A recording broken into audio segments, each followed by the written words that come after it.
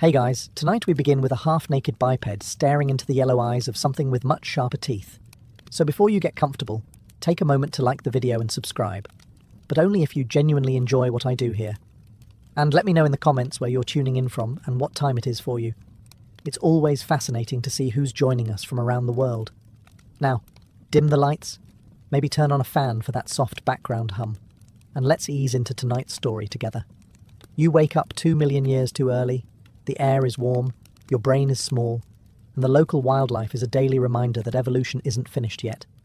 You're standing in the African savannah, naked, nervous, and roughly as edible as a rotisserie chicken without the seasoning. You're not the hunter.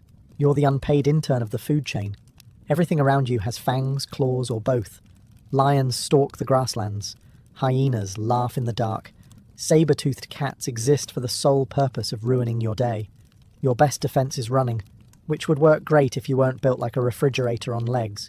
You huddle with your tiny tribe, about a dozen equally anxious proto-humans, who all look like they just remembered they left the fire at home.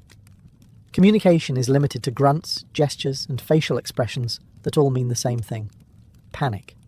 You don't have language yet, but everyone intuitively understands we're screwed. You spend most of your time looking for berries, water, and reasons not to die. When you find a carcass, you wait for the predators to finish eating, then politely pick through the leftovers like a prehistoric janitor. The smell alone could kill you, but hey, protein is protein. At night you climb a tree, hug a branch, and try not to think about how fragile you are. Down below, the dark moves. Hyenas giggle. Lions yawn loudly. Somewhere in the distance, something screams. It's probably Greg. There's always a Greg, and yet somehow you survive. You start learning patterns, which noises mean danger, which direction the wind blows, and which of your group members can be safely outrun. Eventually, you realize something profound. Sticking together helps. Not emotionally, but mathematically. If you're with friends, the odds of you dying go down by at least 1. That's the first spark of humanity. Not art or language, but mutually assured survival. You don't help others out of compassion. You help them because next time, it might be you face down in the mud, and it'd be nice if someone cared enough to poke you with a stick. Congratulations, you've just invented empathy, by accident, and under extreme duress. You've made it through another night, which is impressive, considering you went to sleep in a world where everything either bites, stings, or steps on you. Survival is basically a hobby now, not because you're good at it, but because you haven't had the decency to die yet. Your tribe wakes up at dawn. No one talks, mostly because no one knows how, but the collective vibe is still alive somehow. The ground is littered with tracks from hyenas, big cats, and at least one mysterious creature you really hope migrated somewhere else. Everyone stretches like they have an early meeting with destiny, and then you all go scavenging for breakfast, or what's left of someone else's breakfast. Food is hard to come by. Sometimes you get lucky and find berries. Sometimes you find the half-chewed leg of something that used to run faster than you. Either way, you pretend it's delicious and try not to think about the texture. And yet, something strange is happening. You're starting to notice patterns, not just in animals, but in each other. You remember the one who fell last week and got dragged off by a lion. You also remember that you didn't leave them behind this time. You and the group actually ran back, yelling and throwing rocks. It was chaotic, brave, and mostly stupid. But it worked. The lion left, probably out of sheer confusion. A few days later, that same injured group member is still alive. They can't walk well, but you're sharing food with them. You protect them at night. It's inconvenient and risky, but you do it anyway. Something inside you, somewhere between instinct and indigestion, says it's the right thing to do. That's when it hits you. Survival might not be a solo sport. You're realizing that keeping someone else alive increases everyone's odds. When they heal, they can hunt. When they watch, you can sleep. It's like teamwork, only louder and smellier. Soon, you'll be caring for the sick, feeding the wounded, and forming bonds deeper than hunger. It's not charity, it's evolution doing emotional blackmail. And just like that, saving others becomes humanity's most effective survival strategy. You didn't invent kindness. You just weaponized it. It starts, as most bad ideas do, with screaming. You're out scavenging with your group. Just another normal day in the Pleistocene neighborhood, when a distant shriek cuts through the air. It's Greg again. It's always Greg. You turn and see him getting dragged into the grass by something large, striped, and uninterested in sharing. The rational part of your brain says, unfortunate, but that's life. The irrational part, the new, weirdly sentimental human part, says, we should probably go get him. So, for the first time in history, a group of small, anxious primates does the unthinkable. You run toward the predator. There's no plan, no strategy, no hero music. Just 10 panicking bipeds flinging rocks, screaming incoherently, and waving sticks that are far too short for the occasion. The tiger hesitates, confused by the sudden burst of stupidity. You don't look brave, you look insane. But apparently, that's enough. The predator drops Greg and bolts. You've just invented the rescue mission. Now Greg is bleeding, half-conscious, and missing a few pieces, but he's alive. Everyone stands around awkwardly, unsure of what to do next. You carry him back to camp, which takes forever because Greg's heavier than expected and keeps whining. Someone fetches leaves. Someone else just stares, impressed that this ridiculous plan actually worked. Over the next few weeks, Greg heals, slowly. You share food with him, chase away scavengers, and take turns keeping him warm at night. He contributes nothing except bad smells and grunts of appreciation. But when he finally stands again, something changes in the air. You all realize you've done something extraordinary. You cheated nature's rules. You weren't supposed to win that fight. You weren't supposed to save the wounded. You weren't supposed to cooperate beyond mating and screaming. But here you are, one tiger short, one friend richer. Saving Greg didn't make you saints. It made you stronger. A rescued human meant one more pair of eyes, one more thrower of rocks, and one less reason to panic alone. And from that single act of collective recklessness, humanity learned its first moral lesson. Sometimes, survival requires stupidity with a purpose. You've discovered a new emotion, dread with a side of responsibility. Ever since you and your tribe saved Greg from becoming tiger lasagna, something's changed. You don't just fear predators anymore, you fear losing each other, which is progress, but also exhausting. Now, every rustle in the tall grass feels personal. You can't relax, you can't nap, and you can't stop looking around like a paranoid meerkat on espresso. Congratulations, you've just invented anxiety. Evolutionally speaking, it's a hit. At night, you sit huddled with your group, listening to the laughter of hyenas echoing in the dark. It's the soundtrack of your nightmares. The elders, which just means anyone over 30, tell stories about the great beasts that once ate Cousin Rourke. You all nod solemnly, pretending this isn't going to happen again next week. But now, instead of running in 10 different directions like terrified squirrels, your tribe actually plans. You start posting lookouts. You choose sleeping spots closer to cliffs and trees. Someone even suggests taking turns staying awake, and everyone agrees, as long as it's not their turn. That's the first night watch, and naturally it goes terribly. The lookout falls asleep 10 minutes in. Still, the idea sticks. Fear becomes organisation. Organisation becomes survival. You learn to recognise the shapes of predators by moonlight, their tracks in the dirt, and the faint musky smell of "we're about to die." When someone shouts, "Lion," you don't scatter. You form a noisy semicircle of bravery and bad posture. It's not much, but it's something. The younger members practice throwing stones farther.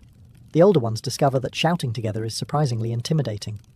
And slowly, your tribe begins to master the one weapon no predator can counter: coordination. You haven't conquered fear, you've franchised it. Everyone gets a small share. It binds you, shapes you, and keeps you alive. You start realizing that being scared isn't weakness, it's strategy. Fear makes you alert. It keeps you from wandering off alone. It makes you care whether Greg gets eaten again. For the first time, you're not just surviving despite fear. You're surviving because of it. You don't know who first figured it out, but one day, someone threw a stick into the fire and realized it kept glowing instead of dying. And just like that, the food chain got updated. Congratulations. You've unlocked Fire, humanity's first subscription-based safety plan. At first, everyone's terrified of it. Fire hisses, spits, and eats anything it touches. But once you realize lions won't come near it, the whole tribe agrees it's worth keeping around. Suddenly, you're sitting by a small circle of light while the world's apex predators glare from the shadows. probably filing complaints with nature's customer service. The campfire becomes your new god. You feed it, protect it, and stare into it like it's Wi-Fi. It's hypnotic. The crackle drowns out the night, the warmth makes the cold bearable, and the smell of smoke masks your usual wet mammal aroma. For the first time, you can sit without flinching at every sound. It's bliss. Primitive, flickering bliss. Then the politics begin. Who controls the fire? Who gathers the wood? Who gets to sit closest? Within hours, humanity invents two things: comfort and conflict. Someone decides they're in charge of fire management, and everyone else immediately disagrees. The group splits into factions, those who think it should burn brighter, and those who think it's fine the way it is. Welcome to the world's first committee meeting. Still, despite the arguing, something magical happens. You start talking. Not in words yet, but in noises, gestures, and dramatic facial expressions. You tell stories about hunts, storms, and the time Greg nearly got eaten again. You don't know it, but you've just invented storytelling, the ancient art of exaggerating things that barely happened. Around the fire, you become something more than a group of nervous apes. You become a tribe. You share food, warmth, and gossip. You laugh, or whatever prehistoric laughing sounded like. You start to feel connected, not just by survival, but by memory. The fire keeps predators away, but more importantly, it keeps you together. And as you sit watching the sparks float into the night, you realize the truth. It's not the fire that changed everything. It's the talking that started because of it. You've got fire now, warmth, light, and the illusion that the universe doesn't actively want you dead. But there's a catch. Fire goes out. It needs feeding, guarding, and occasionally reviving, because someone got distracted trying to poke it with a stick. That someone is almost always Greg. It's the middle of the night. The fire's fading, and the cold is creeping in like an unpaid bill. Everyone looks at each other, silently arguing with their eyes over who's going to get up and fix it. Eventually, you realize no one's volunteering. This is how humanity invents the concept of responsibility. You take turns feeding the fire, the first rotation system in history. It's simple. If you're awake, you protect the tribe. If you're asleep, you're the reason everyone's tense. At first, it's chaos. People fall asleep on shift, forget to bring wood, or accidentally set small things on fire, like themselves. But slowly, the system starts to work. Then someone comes up with an even more radical idea: trust. You start to believe the others will actually do their part. When they say, "I've got it," you don't stay awake just to check. You close your eyes and let go. For the first time, you experience peace. Well, light paranoia with a side of warmth. Congratulations. You've entered the world's first social contract. You protect me, I protect you. No signatures, no laws, just mutual anxiety keeping everyone in line. It's civilization in beta form, unstable but functional. Soon, this unwritten agreement expands. You share food, divide tasks, and cover for Greg when he forgets to watch the fire again.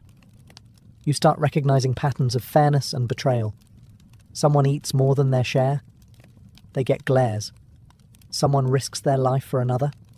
They get respect, and maybe extra mammoth fat. Over time, these little exchanges form a primitive moral code. It's not about right or wrong. It's about balance. Do your part, and the tribe survives. Don't, and you get quietly lost on the next hunting trip. You think you've invented ethics. Really, you've just invented teamwork under threat of abandonment. But hey, progress is progress. It's one of those peaceful mornings, the kind where the air is calm, the birds are chirping, and you're wondering which direction death will come from today. The tribe is moving through tall grass, carrying sharpened sticks that you call weapons, and predators call snacks. Then it happens. A boar bursts out of nowhere and impales one of your group. Not Greg this time, miraculously, but someone you actually liked. The creature flees, leaving behind a bleeding mess of limbs and shock. The group freezes. The smart move is to leave him. The human move is not to. So you stay. You press leaves against the wound. You drag him back to camp, leaving a trail so obvious even a blind hyena could follow it. But you don't care. Somewhere between instinct and stupidity, you've made a choice. You don't abandon your own. That night, everyone sits by the fire, taking turns watching over the injured one. You feed him water. You clean the wound with whatever doesn't immediately sting. You even share food with him, which feels noble until you realize you're now hungrier than the patient. He groans, twitches, and occasionally glares at you like he regrets not dying. Still, he lives another day. Days turn into weeks. The wound starts to close. He starts walking again, slowly, but alive. The tribe cheers. You're proud, mostly because you weren't sure the experiment in medical care wouldn't just turn into waiting for decomposition. And as ridiculous as it all felt, something sacred has quietly formed. Loyalty. You've learned that blood spilled together builds bonds thicker than language. You know who will run into danger with you, and who will pretend to tie their sandals instead. This shared madness, risking your life for someone else's bad luck, becomes tradition. You fight together, you heal together, and when one falls, the others stand over them until the danger passes. It's not religion yet, but it's close. You didn't invent brotherhood out of love. You invented it out of necessity. But over time, the two started to look suspiciously similar. And so, through blood, panic, and poor risk assessment, you became a species that fights back, together. You used to think compassion was for the weak. Now you're realizing it's just another survival tactic that happens to feel nice. Somewhere between patching wounds and yelling at Greg for eating the emergency berries, your tribe has started doing something strange, caring on purpose. One morning, you find an elder lying by the river, too weak to stand. In nature's eyes, they're expired inventory. But instead of walking away, you give them water. Someone brings food. Someone else fans the flies away. You're not sure why. They can't hunt, can't fight, and their only contribution is unsolicited advice about rocks. Still, you do it. This becomes routine. You start checking on the sick, sharing leftovers, making sure the little ones don't wander into crocodile country. It's inconvenient, time-consuming, and statistically bad for your calorie balance. But weirdly, it works. The more people you keep alive, the more people there are to help you later. Compassion, it turns out, has excellent return on investment. Soon, your tribe develops a whole caregiving system. Someone tends the fire. Someone watches the injured. Someone, usually you, gets stuck running errands for both. The tribe isn't just surviving anymore. It's maintaining itself. Congratulations. You've just invented basic healthcare without paperwork. Of course, not everyone's thrilled. Some argue that keeping the weak alive attracts predators. Others point out that compassion takes valuable time away from rock throwing and mammoth avoidance. You nod, pretend to agree, and then sneak back to feed the old man anyway. You can't explain it, but it feels right.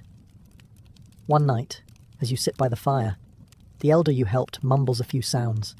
Something soft, grateful, maybe even affectionate. You don't understand the words, but you understand the feeling. You're connected. That's the real upgrade. Empathy as software. It doesn't make you faster or stronger. It just makes you better together. Predators may still hunt you. Hunger may still stalk you.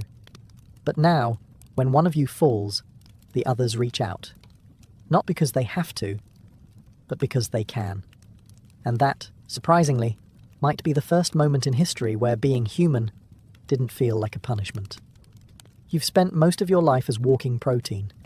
Everything with teeth has tried to eat you at least once. But lately, something's shifted. The predators are hesitating. The lions watch from a distance. The hyenas laugh less. Even the saber-toothed cats seem unsure if the effort is worth the chew. You and your tribe aren't faster, or stronger, or smarter.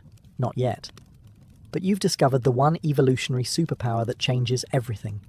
Spite. When one of yours gets attacked, you don't run. You grab sticks, stones, and anything vaguely throwable, and you chase the predator away, loudly, chaotically, and with the energy of a toddler defending their snack. Sometimes it works. Sometimes you just make the predator deeply uncomfortable. Either way, you've invented revenge. Soon, the other species start noticing. The big cats realize that attacking a human means getting swarmed by 10 screaming bipeds throwing rocks, like they're auditioning for a band called Panic and Stones. You're not a prey animal anymore. You're an inconvenience. The dynamic flips. Lions stop hunting near your camp. Hyenas circle from farther away. Even vultures look frustrated. Nature, it seems, didn't account for the power of organized stupidity. The real turning point comes when you kill your first predator. You don't mean to. You were just overcompensating. But there it is. A dead leopard.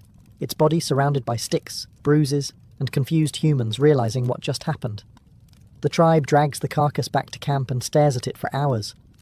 It's part horror, part pride, part, should we eat this?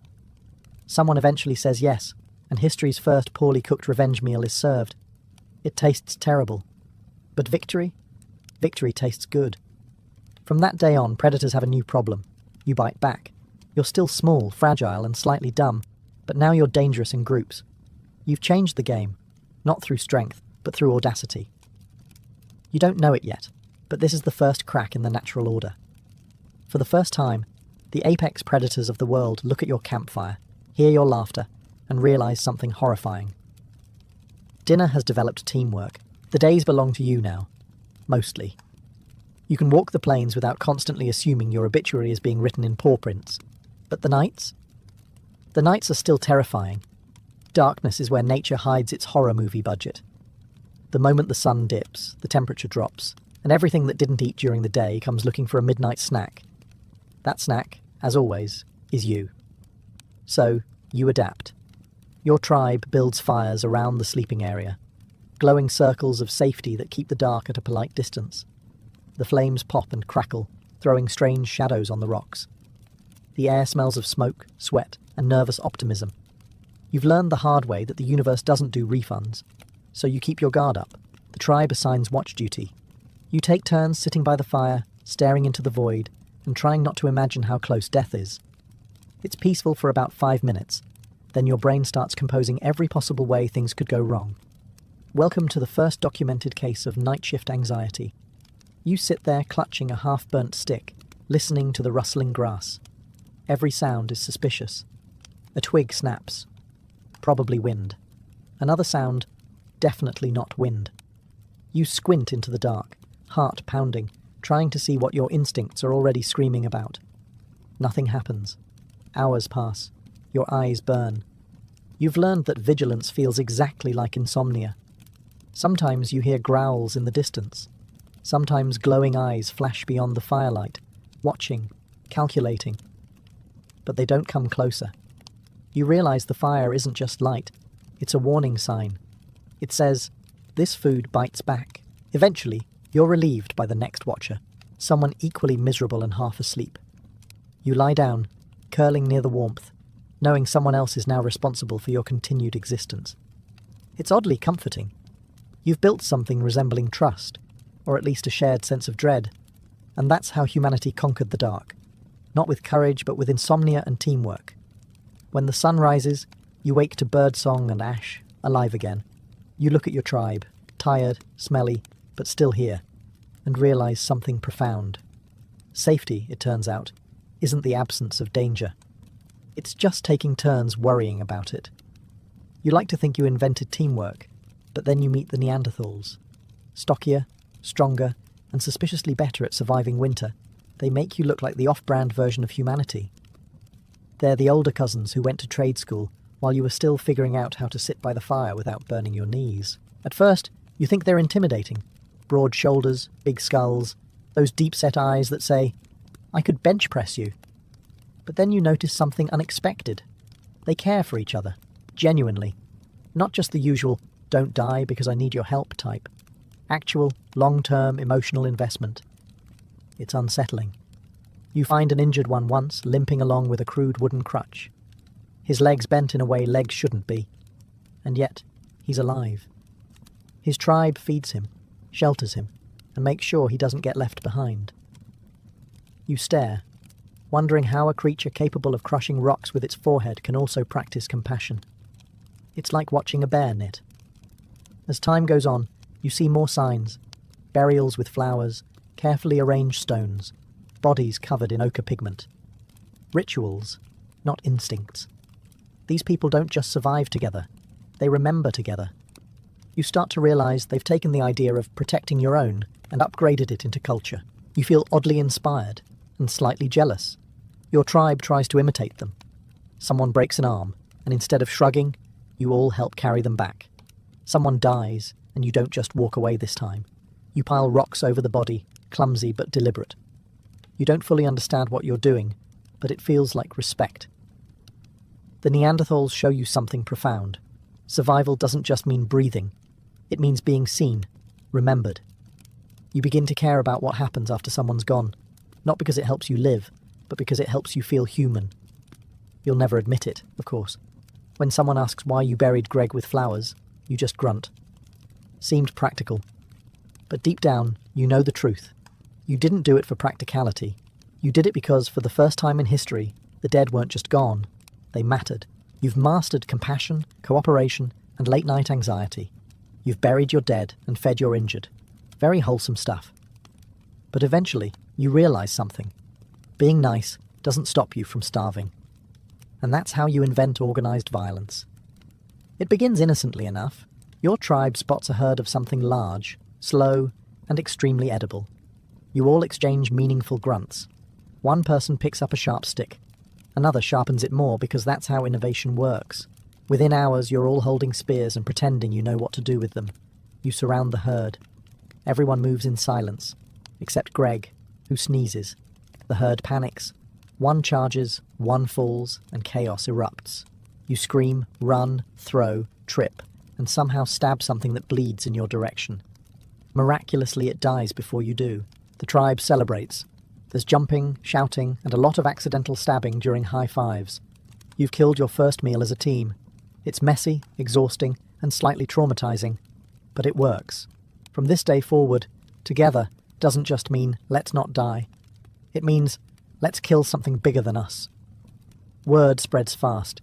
Nearby tribes see your hunting success and either want to copy you or fight you for your mammoth steaks. Within a generation, cooperation evolves into coordination, and coordination evolves into warfare. You've gone from protecting each other to let's make sure they don't eat our food. Your ancestors would be so proud. Before long, you're inventing strategies, ambushes, decoys, the ancient art of let's shove this guy forward and see what happens. Everyone suddenly has opinions on leadership, and nobody listens to anyone else. Still, you win more often than you lose. That's progress. But here's the twist. The same skills that let you kill better also make you protect better. You defend your camp, your food, your people. Violence, once random, becomes collective. The dark twin of compassion. It's the first time in history empathy and aggression share the same tent. You don't realize it yet, but this mix, this dangerous cocktail of love and fury, is what will one day build cities, raise armies, and start empires. For now, though, you just know one thing. Teamwork gets results, especially when you're armed. By now, your tribe has developed a reputation. Brave, loyal, and just smart enough to survive another day.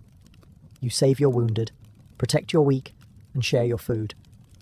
It's all very touching. But every system eventually fails. And in your case, it fails hilariously. It starts when you decide to rescue someone you shouldn't. Maybe it's a stranger. Maybe it's Greg again. It's probably Greg. He's injured, loud, and bleeding enough to make you a walking neon sign for predators. You drag him back anyway, because you've decided kindness is your brand now. That night, the scent of blood attracts something big, something with claws. The fire flickers as you hear it circle, patient, quiet, and very interested in Greg's leg. Your tribe panics. Half grab weapons, half grab each other. For 30 seconds, civilization teeters on the edge of extinction again. Eventually, you scare it off, but not before realizing a painful truth. Compassion has side effects. Saving the weak makes the group slower. Feeding the sick drains your supplies. Sometimes you risk everyone for one person who contributes nothing but new reasons to stay awake at night. You start arguing. The group splits into two factions, team empathy and team efficiency. One side insists every life is sacred, the other side quietly sharpens rocks. Meetings get tense. Someone suggests ethical abandonment, which sounds sophisticated until you realize it means we leave Greg next time. You don't, of course. You keep helping, but you do it more carefully. You cover the wounded in leaves to hide the smell. You rotate guards. You invent the first rule of survival ethics. Be nice but not suicidal. Over time, you learn balance. Compassion isn't about saving everyone. It's about saving the tribe. Sometimes that means helping. Sometimes that means running faster. You become pragmatic, philosophical even. You realize love without boundaries just feeds the lions. And so humanity evolves, not by being perfect, but by arguing about what good actually means. In short, you invented morality, and in true human fashion immediately turned it into a debate. You'll be proud to know we've kept that tradition going ever since. You've learned to fight, to care, and to not let Greg ruin everything. But the real secret of survival isn't strength or speed, it's trust. And in your world, trust is about as rare as a full night's sleep. Still, it begins in small ways. You start noticing who shows up when things go wrong, who stands beside you when the hyenas get too close, who actually takes their turn at fire duty instead of pretending to gather wood until sunrise. Over time, patterns form. You know who's dependable, who's flaky, and who's better off as bait. You don't have language yet, but you don't need it. One glance says everything. I've got you. Or occasionally, you first, I'll watch. Trust becomes the invisible rope that holds your fragile tribe together. And like all ropes, it occasionally snaps. Because the moment you start trusting people, they start disappointing you. Someone eats more than their share. Someone falls asleep on watch. Someone definitely lies about how much mammoth they contributed. And yet, you forgive them. Mostly because you need them. Civilization, as it turns out, is built on strategic forgiveness. Then comes the real test. One day you're far from camp, scouting for water when a predator ambushes you. You run, stumble, and fall. Because of course you do. You brace for the end. But instead of leaving, your companion turns back. They scream, wave their arms, and throw rocks until the predator retreats. You live. That night, as you sit by the fire, you look across the flames and lock eyes with the person who risked their life for you. Something in your brain shifts. This isn't just survival anymore. It's connection. Dangerous, irrational, and profoundly human. You trust them completely now. You'd share food with them, watch their back, maybe even forgive them if they stole your favourite stick. That's how tribes turn into families, not by blood, but by shared near-death experiences. Trust, you realise, is the first luxury you've ever earned. It makes the cold warmer, the fear quieter, and the future slightly less impossible. And in a world full of things trying to eat you, that's close enough to love. So, after all the running, bleeding, and near-death teamwork, you finally have your answer. Did early humans save each other from predators? Yes, constantly, stupidly, heroically. You weren't built to survive. You were built to cooperate under extreme duress. You were soft, slow, and screamingly edible. But you had each other. And somehow, that was enough. When danger came, you didn't hide. You formed circles, yelled nonsense, and threw rocks until the universe gave up trying to kill you. You stayed up all night guarding the fire. You carried the wounded when it made no sense to. You dragged Greg back from death at least 3 times. And not once did you get a thank you. That's fine. You didn't do it for glory. You did it because the alternative was extinction. Over time, survival stopped being a solo project. You stopped living with fear and started living for each other. Compassion became strategy. Empathy became armor. You realized that the only thing scarier than a hungry lion was being alone. That's the real evolutionary miracle, not tools or fire or language. It's the decision to reach out when everything else in nature told you to run. You didn't become human by inventing weapons. You became human by inventing rescue. Even now, thousands of years later, the instinct remains. You still form groups when you're scared. You still gather around glowing lights in the dark, though now they're screens instead of fires. You still talk, share stories, and comfort strangers who'll never meet you. Different world, same wiring, and somewhere deep in your DNA, an ancient voice whispers, "Don't leave anyone behind." So yes, you did save each other. Not because you were noble, but because you were terrified. Because your fear was shared, and so was your courage. Because saving someone else was, somehow, the same as saving yourself. And that strange, stubborn instinct, to stand between danger and another fragile human, is why you're here, breathing, watching, listening, instead of just another set of bones on the savannah. Turns out survival was never about strength. It was about sticking together and screaming louder than the lions. It began not in the green forests of Germany, but under the scorching sun of the Holy Land. The year was 1190, and the German crusaders were dying by the dozens outside the city of Acre. The Third Crusade had dragged on into a miserable stalemate. Heat, disease, and exhaustion had done what the Saracen blades could not. Amid this misery, a group of German pilgrims decided that if heaven wouldn't send help, they would build it themselves. They pitched a tent of white cloth, not for prayer, but for mercy, and began tending to the sick and wounded. That humble hospital tent would become the foundation of one of the most feared orders in medieval Europe, the Teutonic Knights. At first, they were not warriors at all. Their mission was compassion, not conquest. They called themselves Fratres Domus Hospitalis Sanctae Mariae Teutonicorum, the brothers of the German Hospital of St. Mary in Jerusalem. A mouthful, yes, but fitting for men who tried to heal others in the middle of a holy war. Still, like all things in the medieval world, charity soon met ambition. Within a decade, they began to shift from nurses to knights, trading their bandages for swords and their tents for fortresses. The transformation was blessed by power. In 1198, Pope Innocent III, the same pope who later launched the Albigensian Crusade, officially recognized the order. They now stood on equal footing with the Templars and Hospitallers. Their white cloaks, marked by a black cross, became symbols of purity and dread.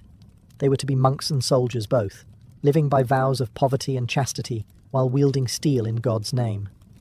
A strange contradiction, but medieval Europe thrived on contradictions. By the early 13th century, the Teutonic Order had found its purpose. While the Templars guarded pilgrims and the Hospitallers defended the sick, the Teutonic Knights became a weapon, German discipline wrapped in divine justification. They would soon abandon the burning sands of the Holy Land and turn their gaze north, toward the cold, pagan lands of Prussia and Livonia. There, they would carve a new kind of crusade, one not for Jerusalem, but for empire. What began as mercy in Acre was about to become a holy machine built for conquest. By the early 1200s, the Holy Land had become a graveyard for crusader dreams. Jerusalem was lost, the desert drained fortunes, and Muslim forces were stronger than ever. The Teutonic Knights, disciplined, organised and hungry for purpose, realised something vital. There were plenty of heathens to fight closer to home. Enter the Baltic frontier, a cold, forested expanse inhabited by pagan Prussians, Lithuanians, and Livonians who had somehow missed the memo about Christianity. For a knight with a sword and a divine excuse, this was paradise. Their relocation began under the cunning guidance of Hermann von Salza, the Order's fourth Grand Master.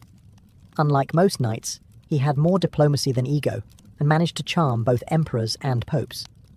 Emperor Frederick II, the so-called Wonder of the World, granted them independence and privileges in 1226 through the Golden Bull of Rimini.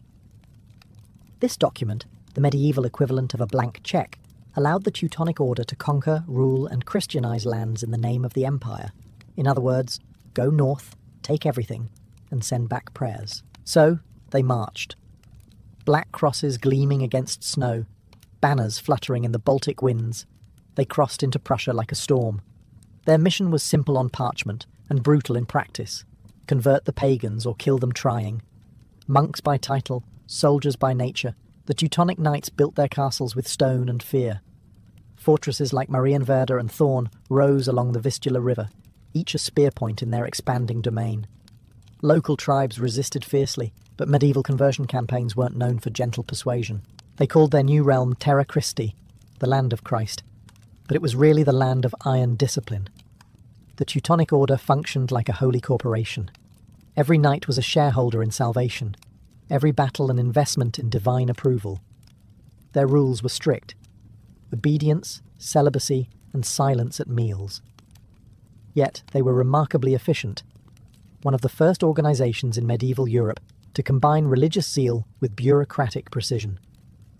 By the mid-13th century, Prussia was burning, but the order was thriving. Villages became towns, fortresses became capitals, and the cross rose over conquered temples. The Teutonic Knights had found their destiny in the frozen north, not as healers, but as the architects of a Christian empire carved from heathen blood. By the mid-13th century, the Teutonic Order had turned Prussia from a wild frontier into a laboratory for conquest. They didn't just fight, they built, planned, and ruled with German precision. What had once been pagan forest land was now a patchwork of castles, towns, and farmlands, all operating under the iron logic of the Order. The Prussians who resisted conversion found themselves crucified by taxation instead of the sword.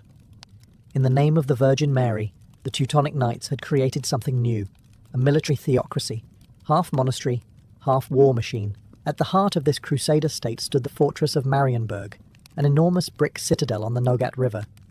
It wasn't merely a castle, it was a statement. Towering walls, red towers, and Gothic halls all declared the same thing. God rules here, but we manage the details. Inside, the Grand Master ruled like a prince, surrounded by clerks, knights, and priests, all sworn to poverty, yet living in astonishing discipline and order. The daily rhythm was prayer, planning, and patrol. If you weren't sharpening a sword, you were maintaining the ledger of souls. The Prussian crusade was more than a war. It was a system.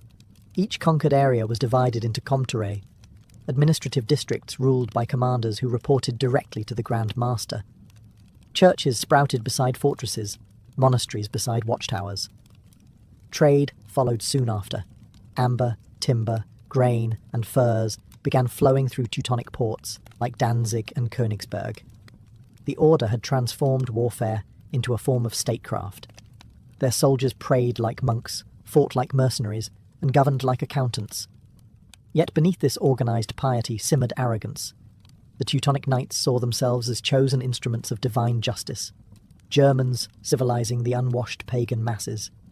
To locals, they were conquerors in cloaks, not saviours.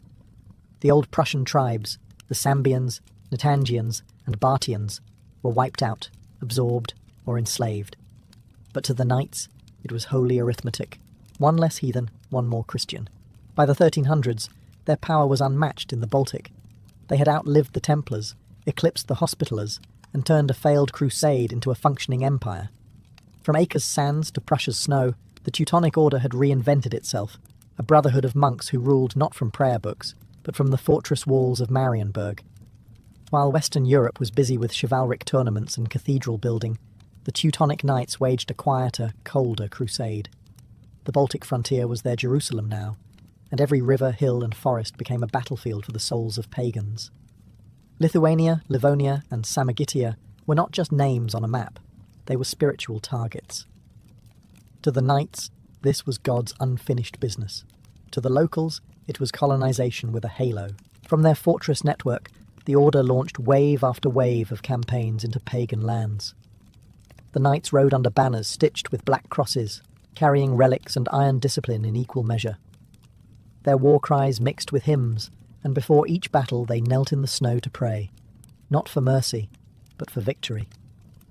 When they rose, the sword of Christ became the sword of conquest. Villages that resisted baptism were burned. Those that accepted it soon learned that conversion didn't stop the taxes. This was not a crusade for faith alone. It was for territory, trade routes, and power. The Lithuanians, however, were no easy prey. They fought back with guerrilla cunning, ambushing, retreating, and striking again. Their forests became traps, their marshes natural fortresses. For decades, the Order poured men and money into the Baltic, hoping to finish the Northern Crusade. But Lithuania had something the Order didn't: adaptability. They united under strong rulers like Mindaugas and Gediminas, who blended pagan resilience with shrewd diplomacy. Eventually, the Lithuanians even found allies among Christian kingdoms, eager to see the proud Teutons humbled. Still, the Order pressed on, framing their wars as divine missions blessed by Rome. They recruited knights from across Europe, nobles eager to wash away sins in blood and snow. Young men from Saxony, Franconia, and Austria flocked to Prussia for glory, gold, or a slightly better afterlife. Each campaign was brutal, each winter harsher than the last. But every burned village and rebuilt fortress made the Order stronger, or so they thought. By the late 1300s, the Teutonic Knights had reached their zenith. Their influence stretched from the Vistula to the Gulf of Finland. They had baptized rivers in blood and erected crosses on smoking ruins. Yet beneath their triumph, a quiet truth grew like frost under stone. The harder they fought to expand, the more fragile their Crusader empire became. By the early 14th century, the Teutonic Order stood at its glittering peak. From their brick fortress at Marienburg, they ruled a state that stretched across the Baltic, a theocracy disguised as a military corporation. Their black cross had become a brand recognised across Christendom. Pilgrims visited their strongholds to marvel at their discipline. Merchants traded under their protection, and kings courted their favour. Even popes whispered blessings for their holy efficiency. For a brief cold century, the order looked unstoppable. Marienburg itself was a marvel, a cathedral of brick, iron, and order. Its high walls could house over 3,000 men, with chapels, armories, kitchens, libraries, and even breweries all built into its sprawling complex. Every stone seemed carved with the same message: God favours structure.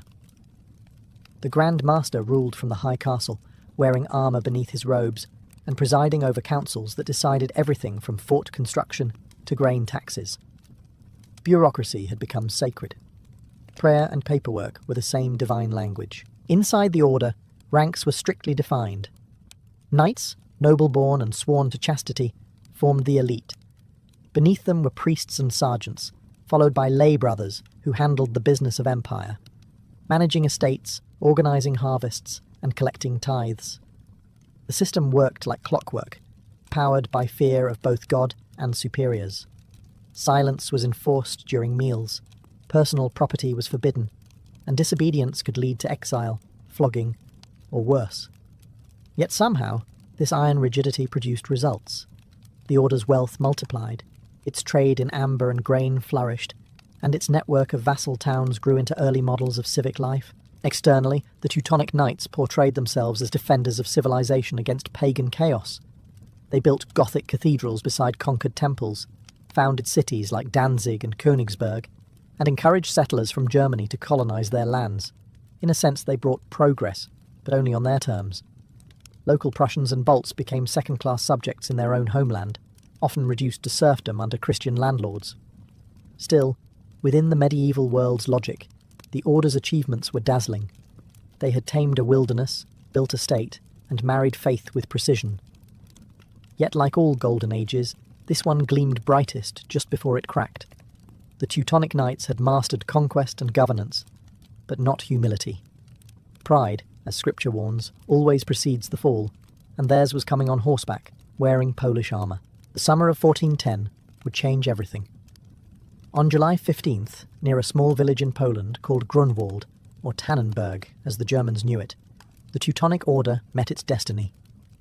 For decades the knights had bullied their neighbours, taxed their subjects, and waged endless crusades under the banner of holy duty. But now the prey had teeth. A new alliance had formed between Poland's king Władysław Jagiełło and his cousin Vytautas, Grand Duke of Lithuania. A Christian alliance, ironically forged to crush the so-called soldiers of Christ. The Order marched into battle with confidence bordering on delusion. They fielded one of the finest armies in Europe, disciplined knights in shining armour, banners fluttering with black crosses, and the Grand Master Ulrich von Jungingen himself leading from the front. Their enemy, however, wasn't the scattered pagans of old, but a united modern army, combining Polish cavalry, Lithuanian light horsemen, and Tatar auxiliaries. The battlefield was soaked, not just with blood, but with irony. Christian against Christian, with only pride deciding who wore the halo. The battle began under a hot sun. The Lithuanians launched the first assault, skirmishing and feigning retreat, a classic tactic that drew the Teutons into overextending. Believing victory was certain, the knights charged, heavy armour gleaming, into what they thought was a fleeing enemy. Instead, they found themselves surrounded. The Polish banners surged forward, cutting off their escape, and chaos spread among the ranks. The Grand Master fell in battle, his white cloak trampled into the mud. A symbol of divine arrogance meeting human reality. By evening, the once invincible order was shattered. Thousands of knights lay dead, their banners burned or captured. The survivors fled to Marienburg, where they braced for annihilation. Yet miraculously, their fortress held. The Polish-Lithuanian siege failed to break the walls, and the Order survived, but only as a ghost of its former self. Grunwald marked the turning point. Their aura of invincibility was gone. Europe now saw them not as holy warriors, but as arrogant relics of a bygone age. The Teutonic Order still possessed castles and land, but the spirit that had built them, that blend of faith, discipline and terror, was gone. The snow of Prussia would never again echo with the confident march of crusaders. The fall had begun, and the proud monks of war were about to learn humility the hard way. After Grunwald, the Teutonic Order limped rather than marched. The once mighty machine that had ruled the Baltic with iron faith was now a wounded relic clinging to its crumbling castles. They had survived defeat, yes, but survival is not victory. The Grand Master Heinrich von Plauen managed to hold Marienburg through sheer will and stone, but the damage ran deeper than lost soldiers. Their myth, that divine armour of invincibility, was gone, pierced clean through by Polish and Lithuanian lances. The years that followed were less glorious and more bureaucratic despair. The Order bled silver as much as blood. To rebuild, they taxed their Prussian subjects mercilessly. Farmers, merchants, and townsfolk who had once respected their discipline now saw only greed. Discontent spread, and the knights began fighting not pagans, but protests. Their fortress halls, once filled with prayers and plans for crusades, now echoed with audits and debt ledgers. God, it seemed, had better clients elsewhere. Meanwhile, their neighbours grew stronger. The Polish-Lithuanian Commonwealth had risen as a dominant power, while the Hanseatic League, that network of shrewd merchant cities, outpaced the Teutons in trade and diplomacy. The Order, proud and stubborn, refused to adapt. They still dreamed in the language of crusades while Europe spoke in the dialect of profit and politics. The 15th century brought more humiliation. In 1454, their own subjects, Prussian towns and nobles, revolted in what became the 13 Years' War. They invited Poland to intervene, and the result was catastrophic. By 1466, the Second Peace of Thorn reduced the Teutonic state to a vassal of the Polish crown. The Grand Master was now forced to kneel before the Polish king and swear fealty, a sight that would have made their founders turn in their graves. The once independent Crusader Empire had been reduced to a glorified border administration. Even their own recruits dwindled. Fewer nobles wanted to join a bankrupt order that fought no holy wars. The fortress of Marienburg was sold, yes, sold, to pay debts, and the headquarters moved to Königsberg. The white cloaks faded to grey, and the black crosses hung heavier than ever. The knights had conquered the Baltic in God's name, but in the end, they lost it to the oldest adversaries of all, pride, time, and paperwork. By the early 16th century, the Teutonic Order was little more than a ghost in armour. The Crusades were long over, the Reformation was shaking the foundations of Europe, and the knights, now stuck in their cold, echoing halls, were men out of time. Yet in 1511, a new Grand Master rose who seemed determined to change that. Albert of Brandenburg-Ansbach, a young nobleman with more ambition than faith. He was not the kind of man to rot quietly behind the ramparts. Albert wanted to revive the order, or at least save what could still be salvaged. But the timing couldn't have been worse. The Protestant Reformation had just burst across Germany like wildfire. Martin Luther was tearing down the old world with sermons instead of swords, and suddenly, vows of chastity and obedience didn't seem quite so fashionable. The idea of a monastic military order ruling land in God's name felt as outdated as bloodletting and astrology. Albert, to his credit, saw the writing on the fortress wall. He began negotiations with Poland, but pride and politics twisted the talks into knots. The Polish king, Sigismund I, demanded obedience, the same humiliating vassalage that had already broken Albert's predecessors. So, the young Grand Master did something no one expected. He betrayed the very foundation of the order. In 1525, under the advice of Martin Luther himself, Albert publicly renounced his monastic vows, embraced Lutheranism, and transformed the Teutonic lands of Prussia into a duchy, a secular state under Polish suzerainty. The Teutonic Knights were no longer monks of war. They were now landlords. On April 10, 1525, in Krakow's market square, Albert knelt before King Sigismund and performed the infamous Prussian homage. In exchange for loyalty, he was allowed to rule Prussia as Duke, the first Protestant ruler of a Protestant land. To the old knights, it was heresy. To the modern world, it was pragmatism. The Black Cross had finally become a political emblem rather than a divine one. And so, after more than 3 centuries, the Teutonic Order's Crusader state officially ended. What began as a hospital in the desert and grew into an empire of swords had dissolved into a duchy of paperwork and politics. Albert had saved the name Prussia, but buried the order that built it, When the dust settled after 1525, the Teutonic Order was finished as a sovereign power. Yet, like all good medieval legends, it refused to die quietly.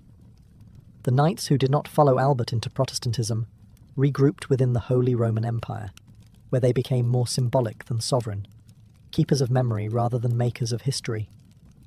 Their fortresses were gone, their armies disbanded, but their legend, the White Mantle, the Black Cross, the image of holy order through discipline, lived on long after their swords rusted. The Order's remnants found a second life as a Catholic charitable institution, focusing once again on hospitals, education, and faith. Ironically, they ended where they began, not as conquerors, but as caretakers. Based in Vienna, the Reformed Teutonic Order survived through the centuries, a faint echo of its crusading past. Their Grand Masters were now aristocrats, priests and administrators, wielding pens instead of lances.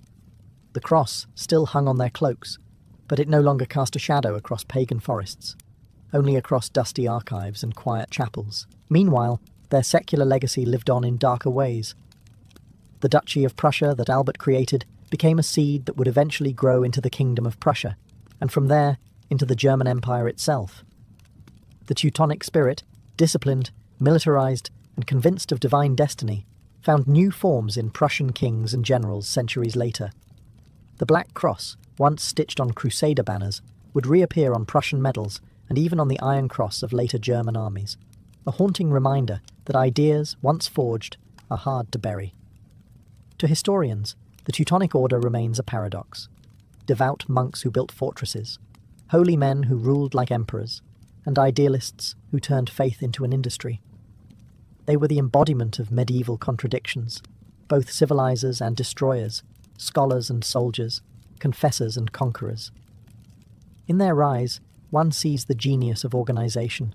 In their fall, the folly of hubris. Even now, their castles still stand, red brick against grey skies, relics of a world where prayers were written in Latin and enforced with steel. The Teutonic Order may have vanished as a state, but its shadow lingers over every stone of the Baltic, a ghostly reminder that faith and power, once entangled, rarely part without blood. In the medieval world, wealth wasn't hidden behind castle walls. It strutted proudly down the great halls, shimmering in candlelight. Every robe, jewel, and goblet was a declaration, a wordless proclamation that said, "I am not like you." For nobles, luxury was never mere indulgence. It was politics made visible, a living performance of hierarchy and divine favour. God might have placed them above the peasants, but it was silk, silver, and ceremony that kept them there. When a noble entered court, he did not simply arrive, he appeared. His clothes spoke before he did. A tunic embroidered with gold thread could cost the same as a farmer's yearly harvest. Cloaks lined with ermine or sable whispered of power even before a word was spoken. For ladies, the layers of brocade and velvet weren't just decorative. They were armour in the war of status. Their gowns could weigh over 10 pounds, glimmering with imported dyes like Tyrian purple or Venetian crimson, shades forbidden to commoners by sumptuary laws. The colour of one's sleeve, quite literally, separated the born to rule from the born to serve, but fashion was only one act in the performance. Every item in a noble's home was a prop in the theatre of prestige. Silver platters reflected candlelight like halos, chalices sparkled with gemstones, and walls were hung with tapestries so thick they muffled the cold. Even the furniture was designed to remind guests of rank, raised seats for nobles, benches for everyone else. A noble's hall was less a living space and more a stage where power was rehearsed daily. And then there was scent, an invisible luxury. While peasants smelled of fields and smoke, nobles doused themselves in imported perfumes from the east. Their gloves were soaked in ambergris or rose oil. Their rooms burned with incense so rare it was worth more than gold by weight.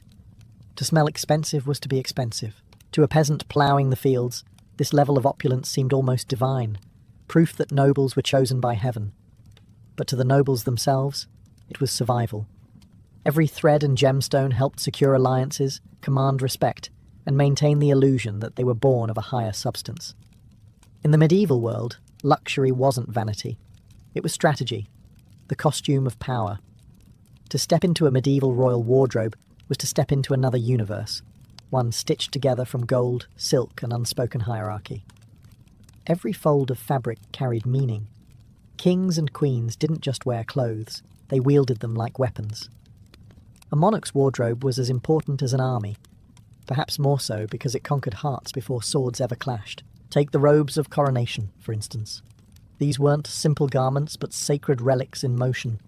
They shimmered with real gold thread, woven by Italian or Flemish craftsmen whose work was worth more than their weight in coin. The linings were mink, squirrel, or ermine, creatures sacrificed so royalty could appear untouched by earthly filth. Each gem sewn into the fabric symbolized virtues they rarely practiced: justice, mercy, piety. When a king sat upon his throne draped in that brilliance, no one saw the man, only the myth. Queens, meanwhile, turned fashion into diplomacy. Their gowns were coded messages, each fold whispering political intent. A French queen might wear Florentine silk to flatter an ally, or English embroidery to assert dominion. Necklines rose and fell according to virtue or vanity, sleeves ballooned into absurd dimensions, and girdles gleamed with imported pearls from the East. The most daring queens, like Isabella of France or Eleanor of Aquitaine, used fashion to project authority in a man's world. Their gowns were battle armour stitched in silk. Even accessories were statements of divine theatre. Crowns and circlets symbolised heavenly sanction, while jewelled brooches and signet rings declared lineage and legitimacy. A misplaced gemstone could spark rumours, and a poorly chosen colour could insult an entire kingdom. Thus, every public appearance was rehearsed like a play, with costume changes worthy of modern red carpets. Of course, not all monarchs practiced moderation. Some wardrobes reached near insanity. Charles VI of France reportedly owned over 1,000 outfits, each tailored in new colours and lined with silver cloth. When Henry VIII appeared in public, his sleeves alone could pay for a small cathedral. These weren't people dressing for comfort. They were draping themselves in symbolism, power, and calculated excess. In medieval courts, clothes didn't just make the man, they made the monarch. If medieval fashion was politics you could wear, then the banquet was politics you could eat.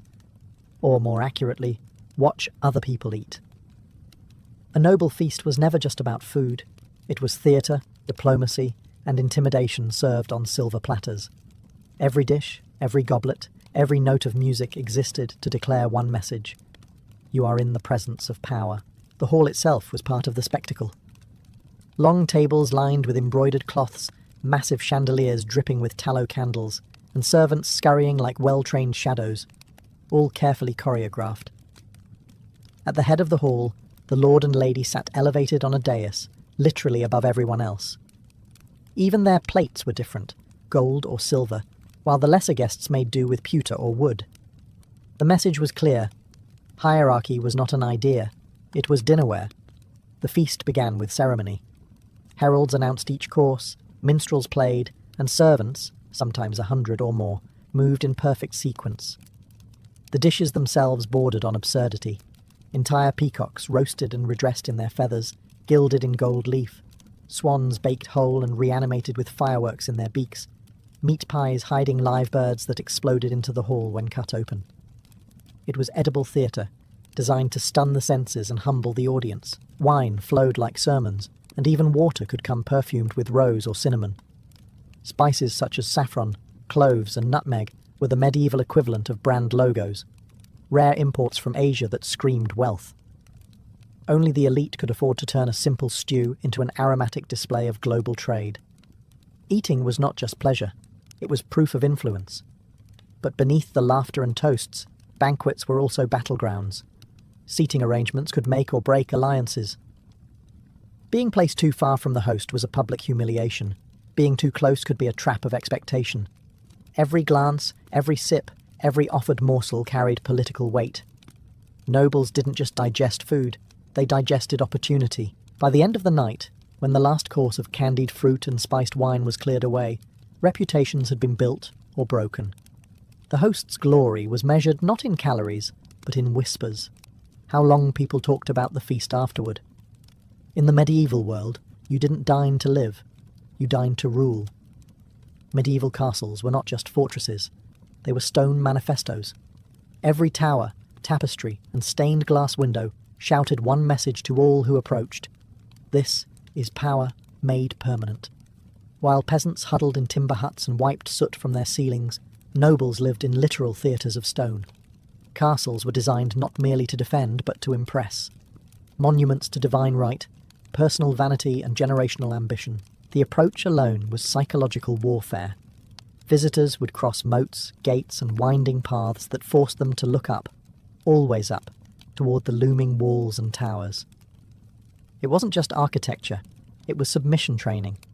Even the smallest detail served hierarchy. A noble's private chamber had arched ceilings, imported tiles and glass windows. A luxury so rare that entire villages might live without ever seeing one. Each pane, each gargoyle, each carved column whispered, "You cannot touch this world." Inside, the grandeur intensified. The Great Hall was the castle's soul, a multi-purpose arena for feasts, diplomacy, and displays of dominance. Tapestries the size of houses hung from the walls, depicting biblical scenes or family victories, partly to inspire awe, and partly to block the cold draughts that reminded everyone they still lived in a giant rock. Floors were strewn with rushes mixed with herbs like lavender or mint to disguise less divine odours, and the air shimmered with smoke from beeswax candles, the medieval equivalent of scented luxury. Private rooms told their own stories. 4-poster beds draped with silk or velvet served not only for sleeping, but for spectacle. The bed itself was a symbol of rank. In many courts, guests were received not in throne rooms, but in the lord's bedchamber, a sign of intimacy and superiority that blurred lines between domestic life and royal ceremony. Even the latrines could be lavish, with carved wooden seats and views of the countryside, because nothing said nobility like comfort in the most undignified moments. Castles were also laboratories of indulgence. Courtyards contained gardens of imported roses, fountains shaped like saints, and menageries filled with exotic animals, lions, falcons, even bears, depending on the owner's ego. The medieval elite didn't just live in castles, they performed in them. These stone giants were less about safety and more about spectacle, fortresses built not to keep people out, but to keep admiration in. In the medieval imagination, light was divine, and the wealthy made sure they sparkled accordingly. To shimmer was to show grace, to gleam was to prove favour from God. And so, from crown to chalice, the nobility wrapped themselves in brilliance. Jewels, gold and enamel weren't accessories, they were theology made tangible. Every shimmer on a noble's hand, every gleam from a goblet, was a statement that heaven itself approved of their bank account. Gold was the ruling metal of the age. It wasn't just currency, it was symbolism. It adorned belts, clasps, shoes, prayer books, and even horse harnesses. Some lords commissioned entire dining sets of solid gold, not because food tasted better, but because envy did. Their tables became reflections of celestial glory, literally, since gold reflected candlelight in radiant warmth. To dine in such a glow was to feel touched by holiness. For those seated lower down, it was blinding in more ways than one. Then came the jewels, the true peacock feathers of nobility. Rubies for courage, emeralds for fertility, sapphires for heaven's favour. The symbolism was as heavy as the crown that bore them. A queen's necklace might double as a political statement, each gem a gift from a conquered ally or an indebted rival. Even rosaries and crucifixes dripped with gems, because in medieval logic, devotion looked best in diamonds. The line between piety and pride blurred until no one could tell the difference. Not to be outdone, churches became showrooms of noble generosity. Gilded chalices, gem-studded reliquaries, and monstrances that could blind a pilgrim at sunrise. These weren't humble offerings. They were public declarations that the donor was both rich and righteous. A single jewelled altar could represent the entire tax income of a town, but to the donor, it was an investment in divine PR. The more gold on the altar, the better the odds of a favourable afterlife. And let's not forget personal accessories. Brooches shaped like saints, girdles of gold links, rings engraved with Latin mottos. These objects weren't just beautiful, they were armour for the ego. In the medieval mind, God's light shone brightest on polished surfaces, preferably ones that could be appraised by a jeweller. To glitter was to exist, and to exist magnificently was to be saved. If medieval nobility had a universal language, it wasn't Latin, it was food. Every bite, every aroma, every golden goblet lifted in toast carried a message of rank, wealth, and sophistication. To dine like a noble wasn't merely to eat, it was to perform your social identity in front of an audience of peers, servants, and spies. Meals were theatre, and the script was written in roasted swans, spiced wines, and carefully choreographed etiquette. The menu itself was a declaration of power. Commoners ate barley bread and turnip stew. Nobles dined on venison, crane, sturgeon, and the occasional dolphin. The rarer the dish, the higher the prestige. To have exotic ingredients was proof of reach. Saffron from the east, sugar from the Levant, and pepper worth its weight in silver. In a single banquet, a nobleman might consume the trade routes of the known world, one spoonful at a time. Food became geography you could taste and display. But there was an art to the spectacle. Courses could number in the dozens, arriving like military formations. First came the entremets, elaborate dishes of pure theatre, castles made of pastry, knights sculpted from marzipan, entire ships crafted from bread and filled with sugared almonds. Guests didn't eat these creations. They admired them, applauded them, and understood their purpose, to make the host's wealth visible in 3 dimensions. The etiquette was equally intricate.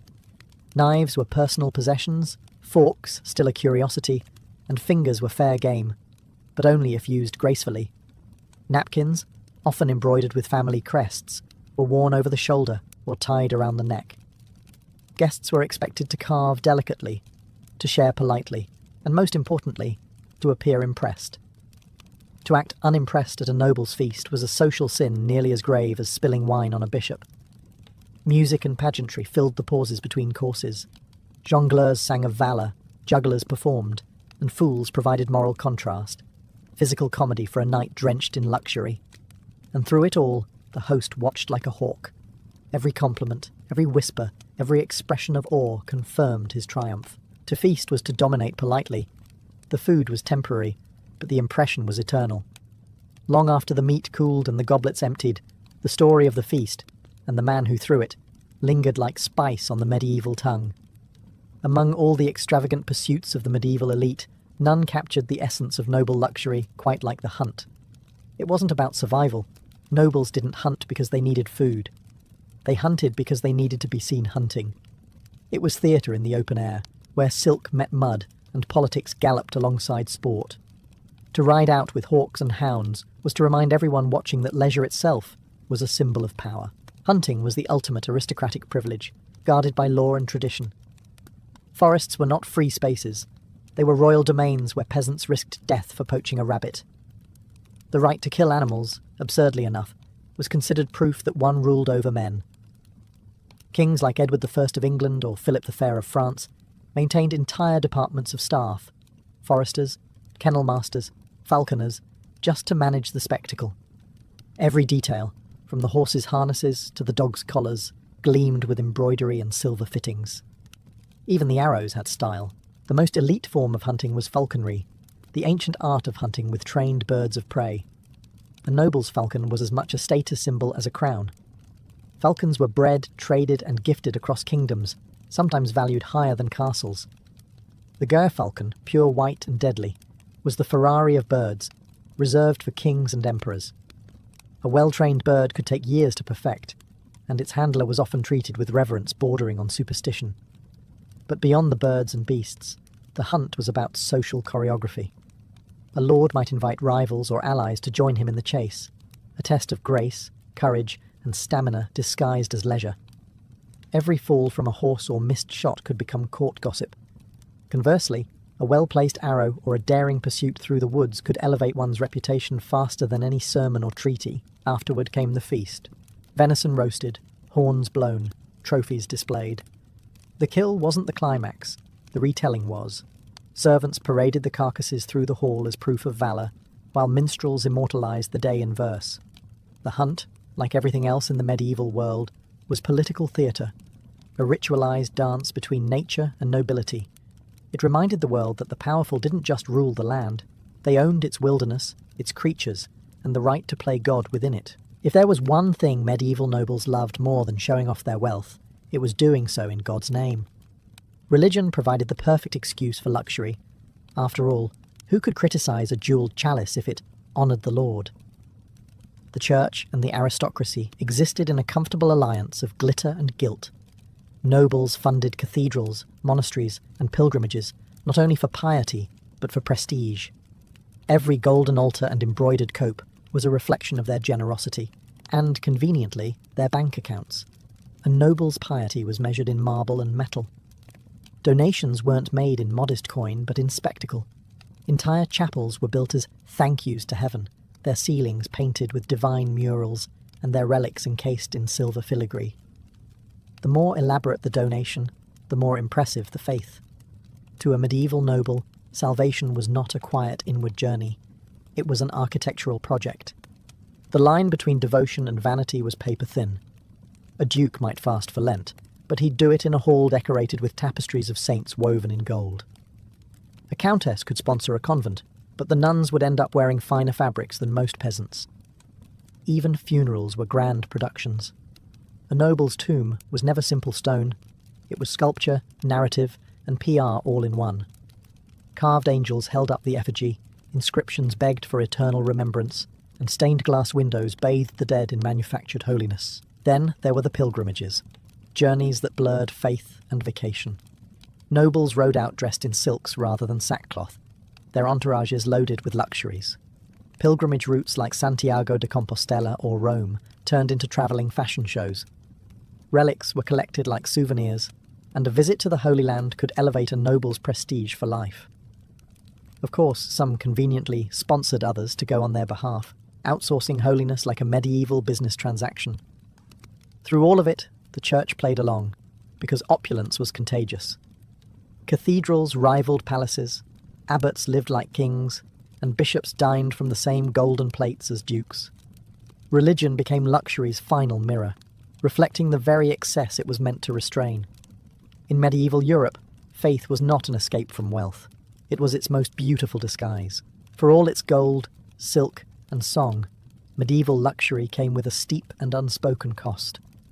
Behind the jewelled crowns and gilded banquets lay a world of exhaustion, envy, and ruin.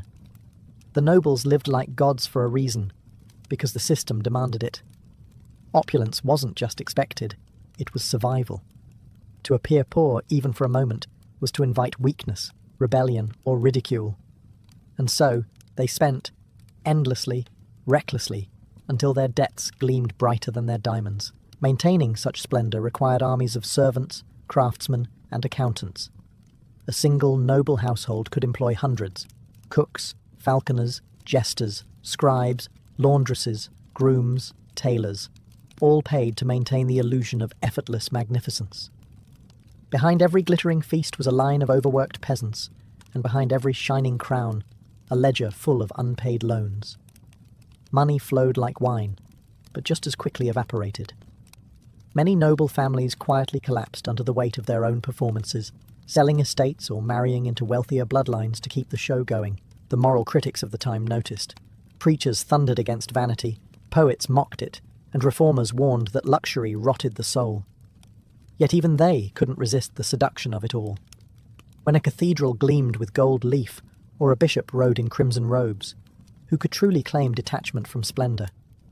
The medieval world was trapped in a beautiful paradox.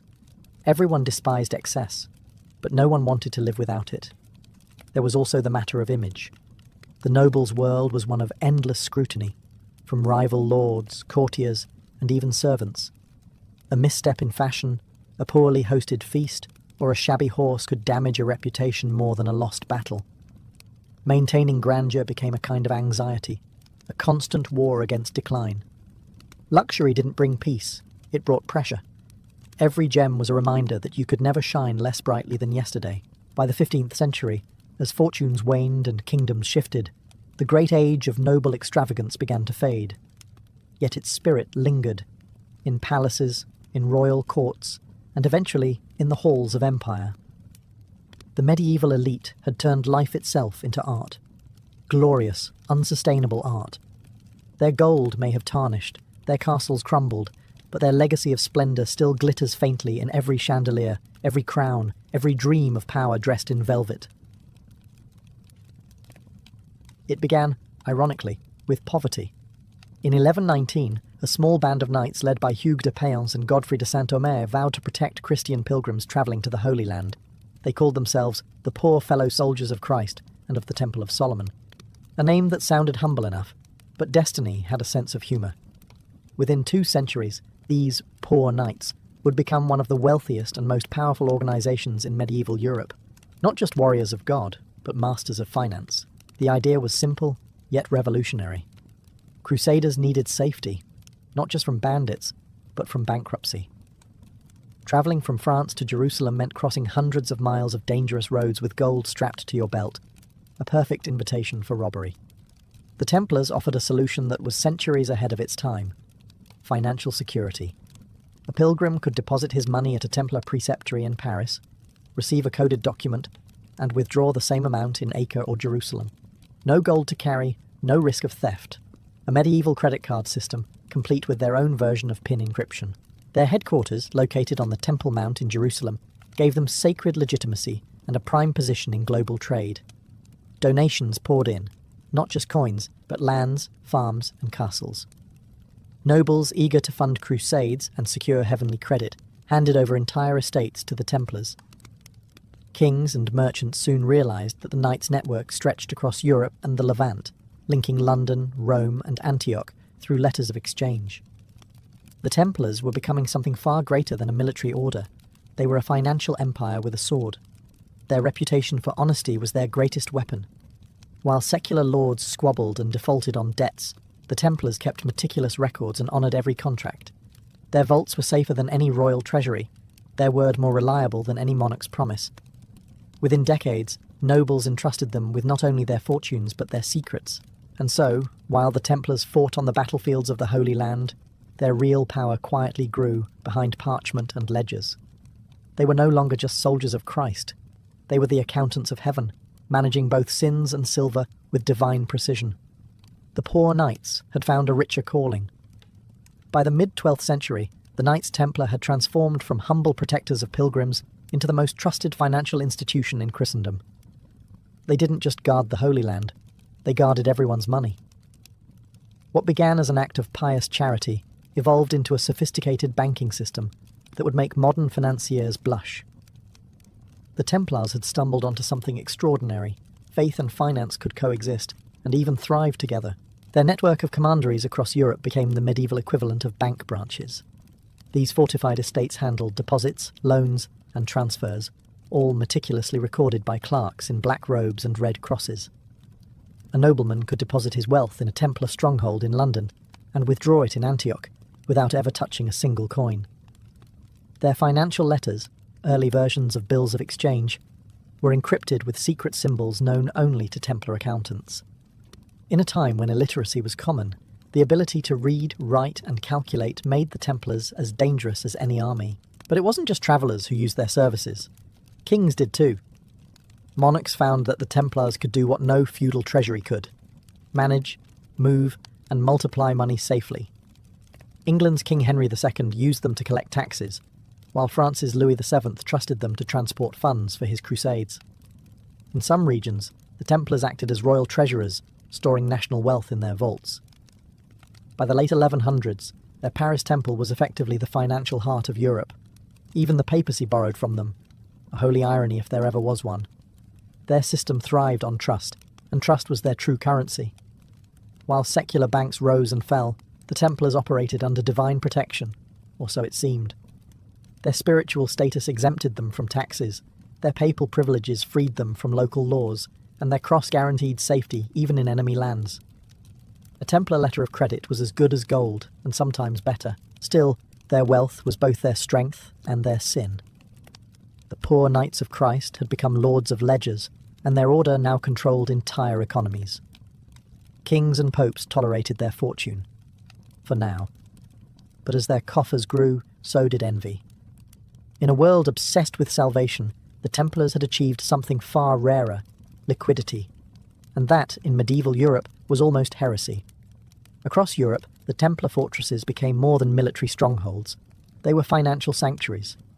Their commanderies dotted the landscape from Portugal to Poland, functioning as farms, training centres, treasuries, and banks all in one. Each was built like a fortress, because, well, it was one, guarding both the sword and the coin. Beneath the chapels where knights prayed, vaults stretched into the earth, packed with silver ingots, chests of coin, and sealed documents representing unimaginable sums of money.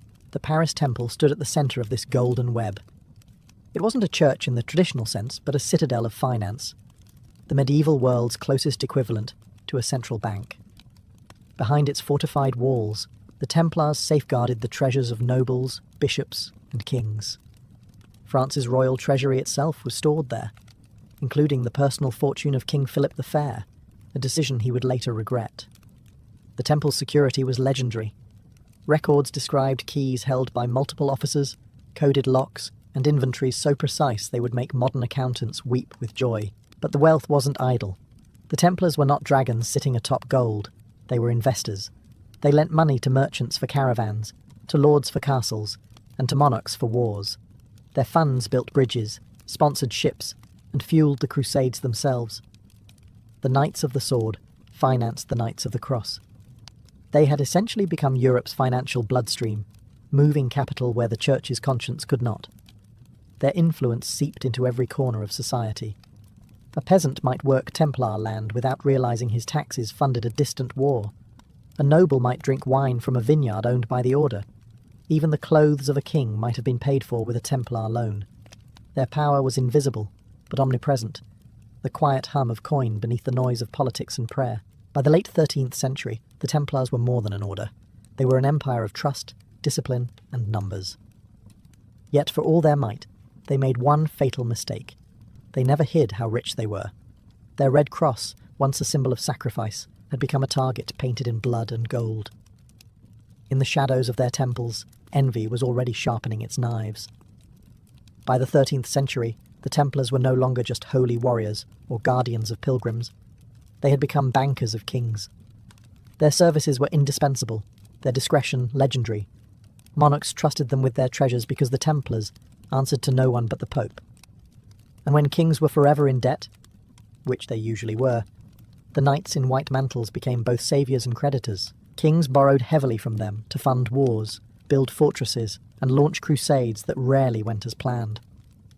England's King John, infamous for his temper and tax habits, used the Templars to manage royal revenues and even store the crown jewels. Later, his son Henry III kept his war chest in the Templar Temple in London, guarded by men who technically owed loyalty only to God. The irony was delicious.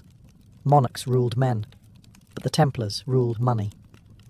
France, however, was where the relationship became dangerous.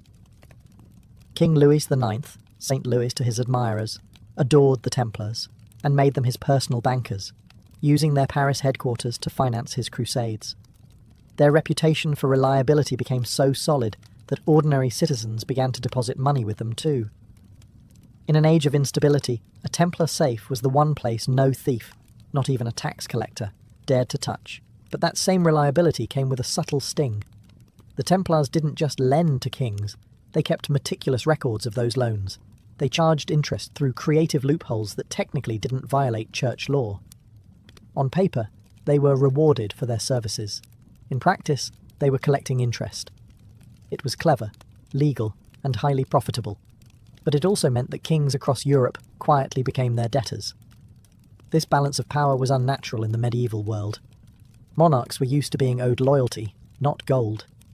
But the Templars had achieved something no one else dared: financial independence from any crown. They could bankroll a crusade or ruin a treasury, and that made them both essential and intolerable. While they prayed in their chapels and drilled in their courtyards, the knights were unknowingly tightening a golden noose around themselves. For kings, nothing was more dangerous than a creditor who couldn't be controlled, especially one who wore a cross instead of a crown. The Templars didn't just hoard gold, they hoarded knowledge.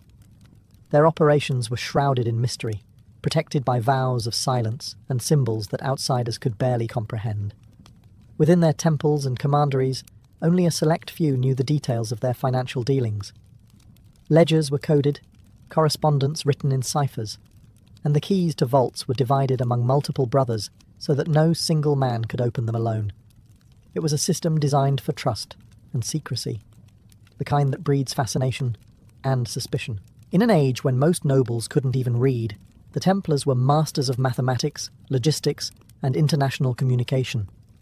They spoke the hidden language of credit, collateral, and compound repayment, concepts far too abstract for most medieval minds.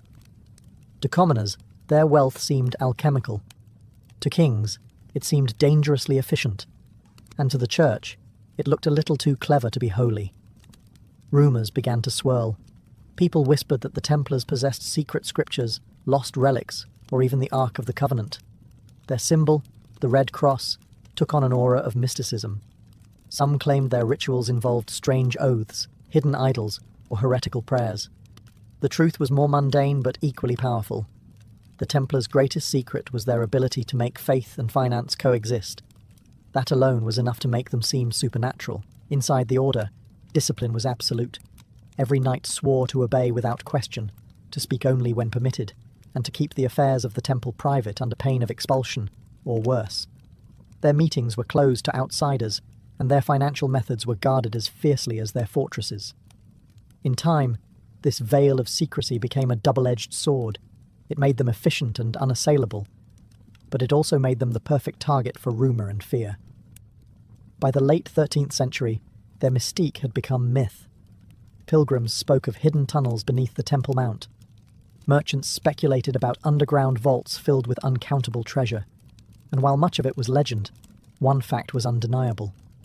The Templars had accumulated power so great that no one could tell where their faith ended and their fortune began. In a world ruled by superstition and greed, that was as dangerous as any sword. By the dawn of the 14th century, the Templars had become victims of their own success.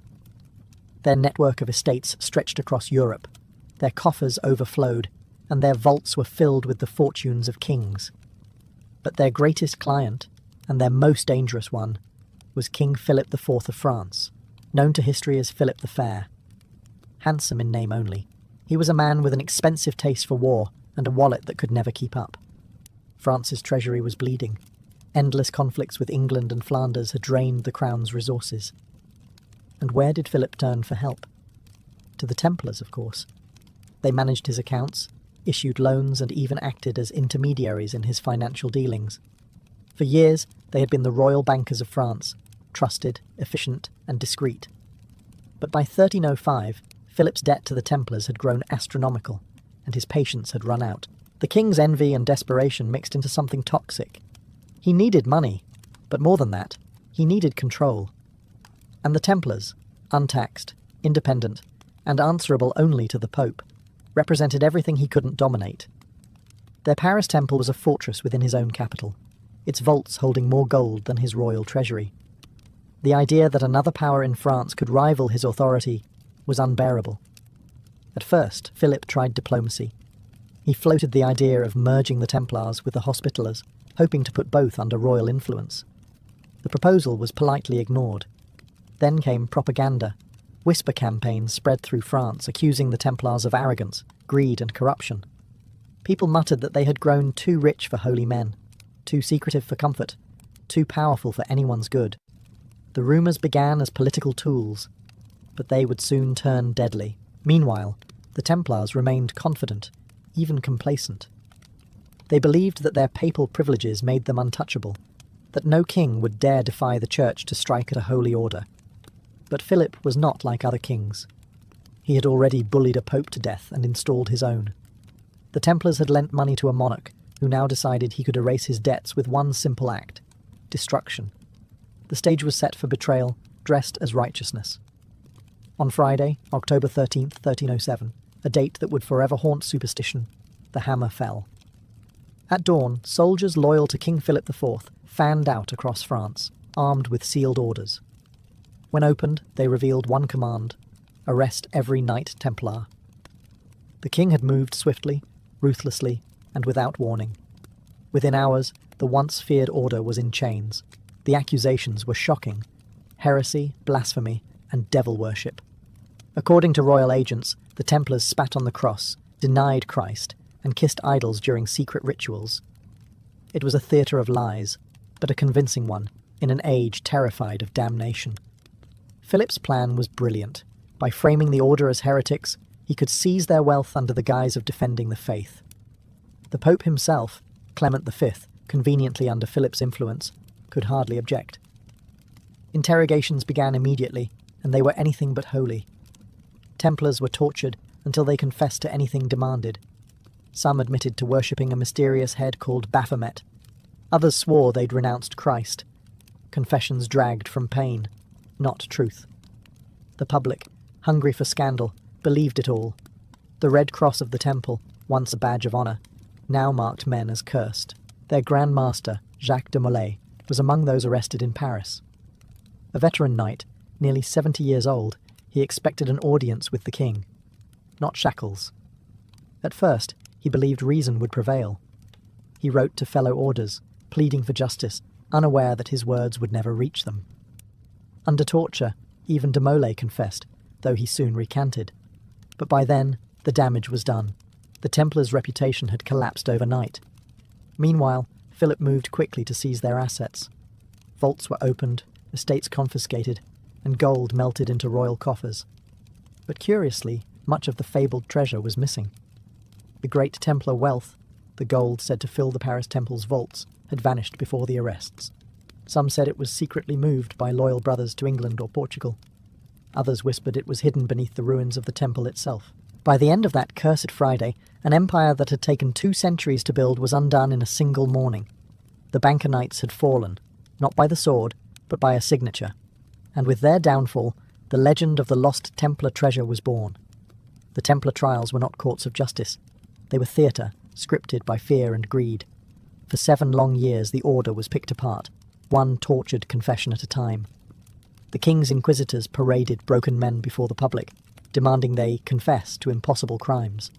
The Templars, who had once commanded armies and financed kings, were reduced to shadows, bound, starved, and burned for a spectacle of moral cleansing. Pope Clement V, caught between loyalty to the Church and terror of Philip's wrath, tried to appear neutral. He ordered a papal inquiry, but the outcome was never in doubt. The evidence, all extracted under torture, painted the knights as heretics, idolaters, and secret blasphemers. It didn't matter that the accusations contradicted each other or defied logic. The verdict had already been purchased in gold.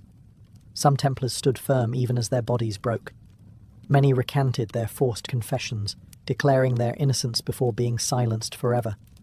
The prisons filled with men who had once sworn oaths of chastity and obedience, now clinging only to dignity. Dozens were burned alive across France, their ashes swept away before dawn.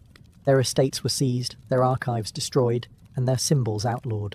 The final act came in 1314, when Jacques de Molay, the last Grand Master, was brought to the stake on an island in the Seine. He had spent 7 years in chains, enduring interrogations that could crush any mortal spirit. But when given his last chance to beg forgiveness, he refused. Instead, he retracted his earlier confession and proclaimed the Templars' innocence. "God knows who is wrong," he said, staring directly at the royal envoys. "And he will judge us both." They burned him slowly, by order of the king. As the flames rose, witnesses claimed de Molay cursed Philip and the Pope, summoning them to face divine judgment within a year. Whether divine retribution or coincidence, both men were dead within months, the Pope of illness, the king in a hunting accident. Europe watched in silence as the ashes of the Templars scattered on the wind. Their order was gone, but their legend had just begun, purified in fire, immortalized in rumour, and sealed by a curse whispered through smoke. When the fires of 1314 died down, Europe was left with 2 mysteries: the disappearance of the Templar treasure and the endurance of their legend. The arrests had been thorough, the executions merciless, yet when royal agents opened the vaults of the Paris Temple, the gold that was supposed to fill them was gone. Not a single coin, chalice or jewel remained. For a king who had gambled his reputation to seize it, the empty chests were a divine joke. Rumours spread like wildfire.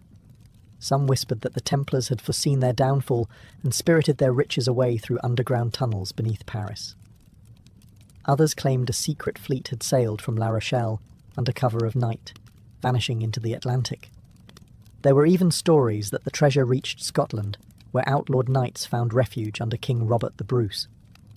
In the centuries that followed, These whispers would inspire legends of secret brotherhoods, hidden relics, and buried gold. Myths that would outlive every king and every papal decree. Yet the true wealth of the Templars may not have been material at all. Their system of credit, their secure letters of exchange, and their international banking methods laid the foundation for Europe's financial future. Modern banking, insurance, and even accounting owe silent debts to the men once burned as heretics. The Templars proved that faith and finance could operate together, and that belief, when organized, could move mountains of money as easily as armies. After their suppression, the Templars' surviving assets were transferred to their rivals, the Knights Hospitaller. But the spirit of the temple survived elsewhere. In Portugal, King Denis quietly sheltered the remaining brothers, renaming them the Order of Christ. Under that banner, former Templars would later finance voyages that opened the age of exploration, spreading their legacy not through war, but through discovery. Over time, their name became a magnet for mystery.